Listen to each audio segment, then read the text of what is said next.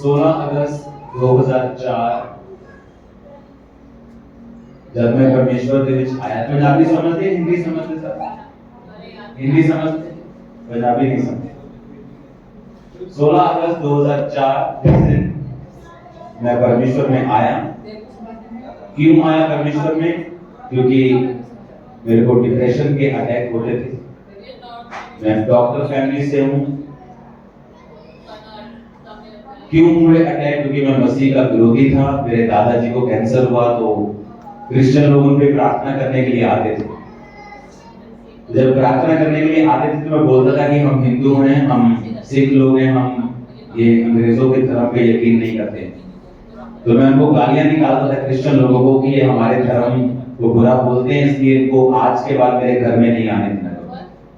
ये कह के मुझे तो मालूम नहीं था कि आगे क्या होगा, लेकिन मेरे दादाजी की डेथ हो गई और मुझे मेंटली दौरे पड़ने लगे।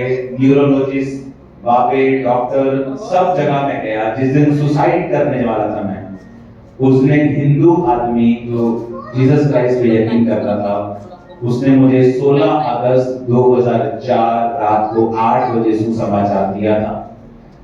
सुसमाचार को पाने के बाद उसने मुझे कहा कि आप हमारा घर देख लें जहां हम मीटिंग करते हैं, फिर आप हमारे घर में आया करो।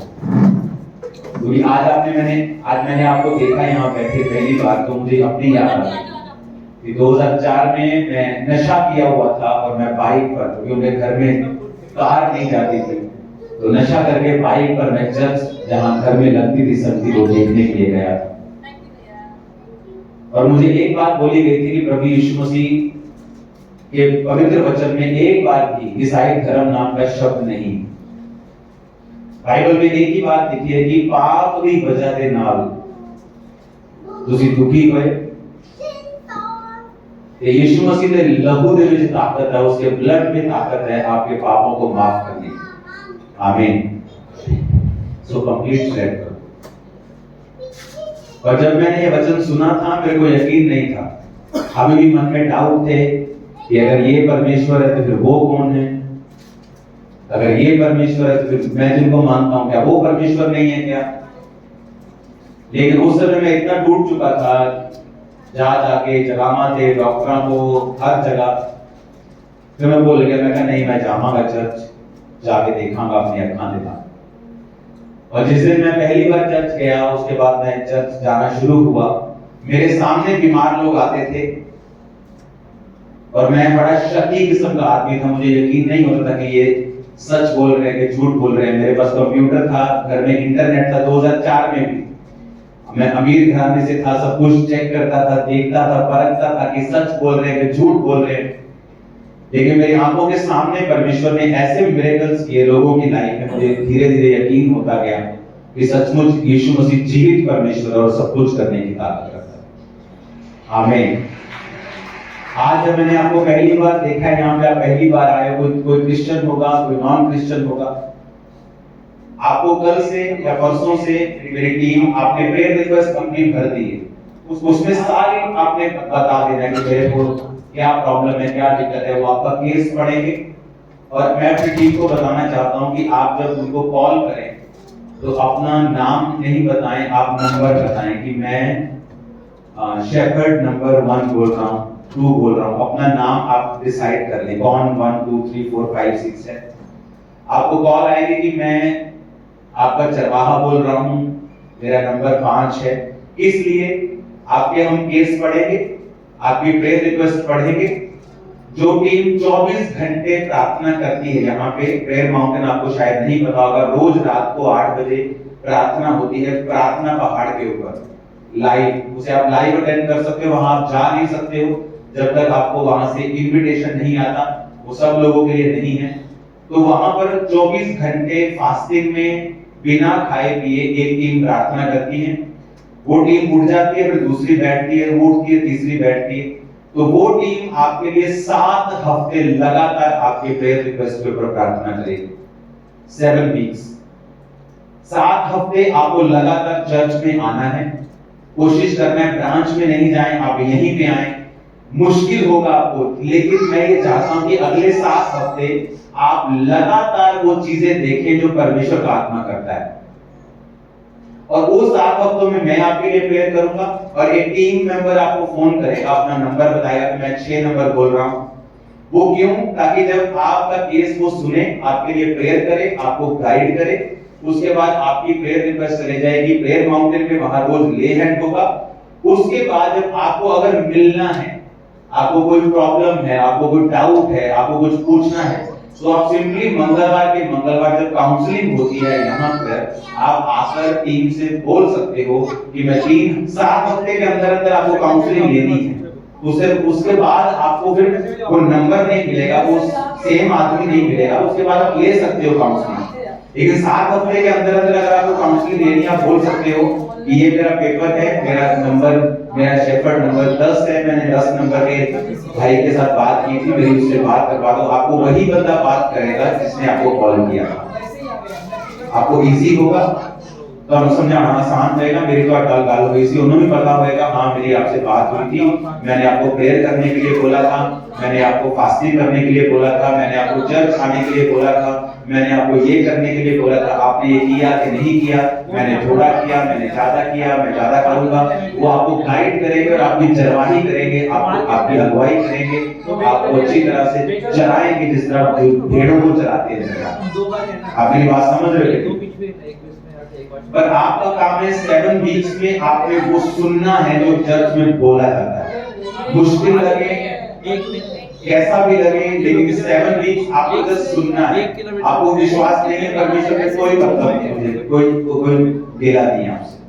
आप देखो 7 हफ्ते आगे कॉन्टिन्यू, 7 हफ्ते वचन सुनो, 7 हफ्ते हीलिंग हो रही, डिलीवरेंस, आप टेस्टिमनी सुनो। 7 वीक्स के अंदर अंदर परमेश्वर आपको छुएंगे ही छुएंगे, मैं आपको बताता हूँ, आपको टच करेंगे। मैंने लोगों को देखा है कि जिस मकसद से परमेश्वर कई बार परमेश्वर बीमारियों का इस्तेमाल करता है, मुसीबतों का इस्तेमाल करता है आपको अपनी हुजूरी में लाने के लिए। अगर आप क्रिश्चियन हैं, कुछ लोग पहले से क्रिश्चियन, आपको वो पहले से मसीह में है। आपने बाइबल में देखा होगा, हन्ना को जब बेबी नहीं था तो वो परमेश्वर के भवन में जाके उसने मन्नत मांगी, परमेश्वर मुझे दे, मैं तुझे दे दूंगी। कहा कि नहीं कहा? लेकिन नौबत क्यों आई उसकी बेबी मांगने की? नौबत क्यों आई कि वो रोई और करलाई? क्यों नौबत आई? क्योंकि भाई वचन कहता है उसकी सौतन उसको चिढ़ाती थी कि तू बांझ है। कई बार जो दुख होते हैं, जो परेशानी होती है, या किसी के बोल होते हैं, वो आपको परमेश्वर को कर देते हैं। आपका दुख कई बार आपको धक्का मारता है परमेश्वर की ओर। मैं यहाँ खड़ा होता था, मैं ऑस्ट्रेलिया पढ़ रहा होता, पढ़ चुका होता, आपको मैं बिजनेस कर रहा हूँ, मैं यहाँ नहीं होता इंडिया। मैं कभी प्रचारक ना होता, ईसाइयों का विरोध करता हूँ राज्य में, कभी ना करता मैं प्रचार। मैं कंप्यूटर इंजीनियर हूँ। अगर आज से 21 साल पहले या 22 साल पहले जो आज मेरी चर्च में हुआ, अगर मैं उसे आंखों से देखता, मैं कहता ये सब पाखंड है, असली नहीं। मैं ऐसा था। हाँ, मैं परमेश्वर को मानता था, सब जगहों में जाता था, माथा टेकता था, बस इतना ही था मेरा। अपना काम करता था, अपनी पढ़ाई करता था, रिलीजियस था, मैं धार्मिक था, लेकिन इन बातों में मैं यकीन नहीं करता था। लेकिन उन मुसीबतों ने मुझे दिखाया कि नहीं, परमेश्वर सच्चा है, शैतान भी है, परमेश्वर भी है। अगर परमेश्वर है तो शैतान भी है, अगर अच्छाई है तो बुराई भी है। हालेलुया। तो कई बार आपके दुख आपको परमेश्वर की ओर लेके जाते हैं। इसलिए मैंने कहा कि अगर परमेश्वर ने आपको यहाँ भेजा है, उसने गलती नहीं की, आप इत्तेफाक से नहीं आए, आप किसी इंसान के कहने से नहीं आए। मैं आपको गारंटी देता हूं परमेश्वर ने आपको यहाँ पे को लेके आया, वो ही लेके आया। आपको सिर्फ फॉलो करना है जो मैं आपको बोल रहा हूं। मुझे आपसे पैसा नहीं चाहिए, तो मैं अभी यहाँ पे ले हैंड का कार्ड बनाऊंगे, 25-25 हजार लगेगा, मैं आपके ले हैंड करूंगा, आप ठीक हो जाओगे। मुझे पता आप में से आधे लोग 25-25 हजार का कार्ड कभी कर लेंगे, होता है बहुत जगह पे। ये ले जाओ, ये ले जाओ, ये ले जाओ, ये 500 का तेल ले जाओ, ठीक हो जाओगे, 1000 का ले जाओ, मुझे पता है, मैं आपको दूंगा, आप ठीक भी हो जाओगे। पर यहाँ वो बिकेगा नहीं। आपको ऑयल चाहिए, जैसे हीलिंग होती है, आपको फ्री मिलेगा। कभी भी रिसेप्शन पे जाओ, अनॉइंटिंग ऑयल अपना रिसीव करो। आपको यहाँ पे रहना है, यहाँ शेड बनी है, आप फ्री रह सकते हो। फ्री खा सकते हो, लंगर लगता है, आप फ्री रह सकते हो। आपको बाइबल चाहिए, आपको टीम बाइबल भी दे देगी। आपको किसी तेल के पैसे नहीं देने, किसी पानी के पैसे नहीं देने, किसी प्रेयर के पैसे नहीं देने, किसी ले हैंड के पैसे नहीं देने। आप जब चर्च में आओगे, मंगलवार आपकी काउंसलिंग होगी, वहां पर अगर आप कहोगे कि मुझे ले हैंड प्रार्थना करवानी है, तो आपका ले हैंड का कार्ड भी फ्री में बना के देंगे। तो किसी चीज को मुझे आपको नहीं चाहिए कि आपका पैसा चाहिए, मुझे यही चाहिए कि आप लोग बाइबल को समझें। वो जो आपको समझाएंगे उसे आप ध्यान से समझें, क्योंकि उनमें ना तो कुछ मेरा लालच है ना उनका लालच है। लालच सिर्फ यही है कि आप लोग मसीह में अपना जीवन दे दें और पापों से मन फिराएं और प्रभु आपको चंगा करे, बस ये हमारा लालच है। हालेलुया। तो चर्च की किसी सर्विस के लिए आपको पैसा नहीं देना है। आपको ले हैंड के लिए, प्रार्थना के लिए 24 घंटे प्रार्थना लाइन नंबर खुला रहता है, 0181 520 7777। आप 24 घंटे कभी भी प्रेयर करवाओ, कभी भी आप बात करो, कभी भी डाउट क्लियर करो। तभी अगर भी नहीं होता तो फिर अपने शेफर्ड के पास आओ। 10 नंबर व्यक्ति ने मुझसे बात की थी, आप मंगलवार को आओ, बोलो मेरे को 9 नंबर चरवाहे ने मुझसे बात की थी, मेरी एक बार आपसे बात करवा दो। वो आपकी उसी के साथ बात करवाएंगे। 7 हफ्ते आपके लिए प्रेयर होगी, आपका ले हैंड कार्ड बनेगा तो मैं आप पर ले हैंड करूंगा। 7 हफ्ते आप लगातार आएंगे, वचन सुनेंगे, आप गवाहियां सुनेंगे, प्रेयर रिसीव करेंगे। मुझे नहीं लगता आप बच पाएंगे, आप पूरी तरह से ब्लेस हो ही जाएंगे। निकलना मुश्किल होगा, बहुत ढीठ ही होगा कोई निकलेगा इतनी आशीषों से।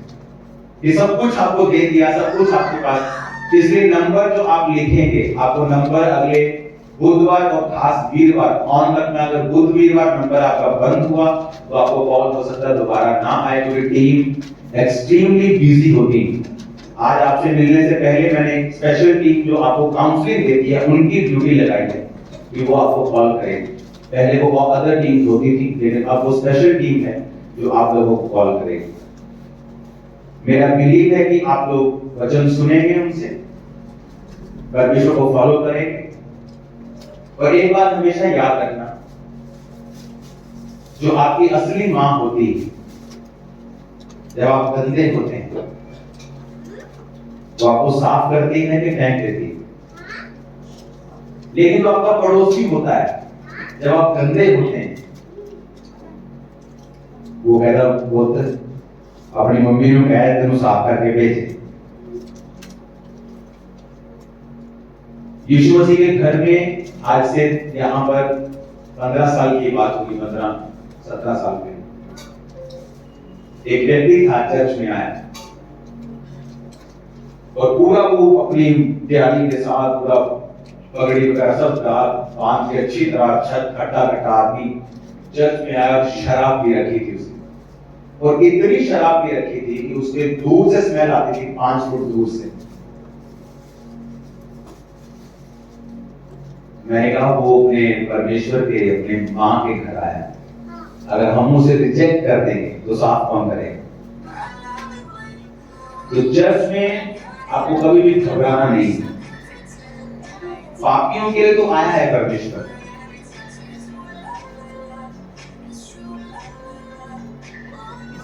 आपका भाई नशा करता है, आज उसने सुबह चैनी खैनी लगा के रखी है, बैग लगा के रखा, आप लोग चर्च में जाकर पीट देंगे। यहाँ कोई आपको पीटेगा नहीं, यहाँ सब प्यार करेंगे आपसे। वो आपके पाप से नफरत करेंगे, आपसे प्यार करेंगे। वैसा ही परमेश्वर करता है। तो कभी घबराना नहीं है चर्च में आने से कि आज मैं जाऊंगा तो क्या हो जाएगा। मैंने आज सुबह सिगरेट भी ली थी, क्योंकि आपको परमेश्वर ने साफ करने के लिए बुलाया। अगर आप ये कहें कि मैं साफ होकर परमेश्वर के पास जाऊंगा, तो फिर इसमें आपकी महिमा हुई, परमेश्वर की महिमा तो हुई नहीं। क्योंकि परमेश्वर, आप खुद अगर साफ हो सकते होते तो फिर परमेश्वर की जरूरत क्या होती। क्योंकि इंसान सोचता है कि मैंने सिगरेट छोड़ दी, मैं साफ हो गया, मैंने मीट छोड़ दिया, मैं साफ हो गया। पर वो लोगों को पीटना नहीं छोड़ा, व्यभिचार नहीं छोड़ा, मारना नहीं छोड़ा, गुस्सा नहीं छोड़ा, बैर नहीं छोड़ा, विरोध नहीं छोड़ा, वो साफ थोड़ी हुआ। वो गंदगी शिफ्ट हो गई, बस इधर वाली इधर हो गई थोड़ी। वो व्यंजन थाली का इधर से उधर हो गया, सफाई नहीं हुई। लेकिन जब आप चर्च में आएंगे, वचन को सुनेंगे, परमेश्वर सब तरफ से आपको अंदर से साफ करेगा, आपका मन नहीं करेगा नशा करने पाप करने। आमीन। जब वो नशा करके चर्च में आया तो किसी ने उसे मारा नहीं, उसको बिठाया, उसने शराब पी में वचन सुना और एक दिन टेस्टिमनी देने के लिए आया अपनी वाइफ और बच्चों समेत कि जो शराब पूरी दुनिया नहीं छुड़ा सकी, चर्च ने मेरी शराब छुड़वा दी। हालेलुया। आपको मालूम होगा क्यों मैं आपको बुला रहा हूं साथ अपने, इसमें मेरा क्या रीजन है बुलाने का।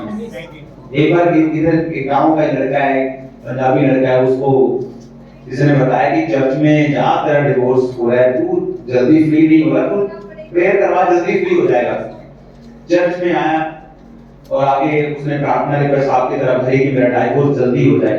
तो उसको 7 हफ्ते क्यों हम बोलते हैं 7 हफ्ते आने की, उसका रीजन, जब वो चर्च में आया तो चर्च में एक दिन प्रचार चल रहा था कि परमेश्वर डाइवोर्स से नफरत करता है और वो चाहता है कि डाइवोर्स ना हो। जब उसने सुना, कहता परमेश्वर तो नफरत करता है डाइवोर्स से, तो मैं भर रहा हूं परमेश्वर मेरा डाइवोर्स जल्दी करा दे, तो ये तो फिर उल्टा ही हो गया ना। मैं तो उल्टी बात परमेश्वर खुद क्यों मानेगा अगर वो खुद कह रहा है कि मैं ये काम नहीं करना चाहता। वो कंफ्यूज हो गया, घर गया और प्रार्थना करनी शुरू कर दी, प्रभु अगर तेरी मर्जी है तो डाइवोर्स कैंसिल हो जाए। क्योंकि वो डाइवोर्स कैंसिल नहीं हो सकता था, क्योंकि उसकी वाइफ का उसके साथ झगड़ा इतना था कि पहले पंच सरपंच सब झगड़ा बढ़ता गया, फिर बात इस पे पहुंची कि डाइवोर्स हो गया, पुलिस इन्वॉल्व हो गई, केस हो गए, कोर्ट इन्वॉल्व हो गई, सब कुछ हो गया, अब हट नहीं सकता था। लेकिन चर्च में आने के बाद जब उसने सुनी प्रार्थना और वचन सुना कि वचन में ये लिखा है, उसके बाद उसने प्रेयर करनी शुरू की। धीरे धीरे क्या हुआ, उस गांव के जो लोग थे, पंच सरपंच थे, उनके दिल में परमेश्वर ने पता नहीं कैसे प्रेम पैदा करना शुरू कर दिया उस बंदे के लिए। पहले वो नाराज रहते थे उस आदमी से कि तू गलत है, अपनी वाइफ तेरी वाइफ सही है, और धीरे धीरे जब परमेश्वर ने उनके दिलों को बदला तो एक दिन बात चली कि यार तू दोबारा तो अपना रख कराने हैं पैचअप। और धीरे धीरे जब पैचअप की बात आई तो उसकी वाइफ भी मान गई, पैचअप हुआ, फिर परमेश्वर ने फिर बेबी के साथ उन्हें ब्लेस किया, आज इकट्ठे रहते हैं दोनों। क्योंकि आपकी जो प्रॉब्लम है ना, ये कोई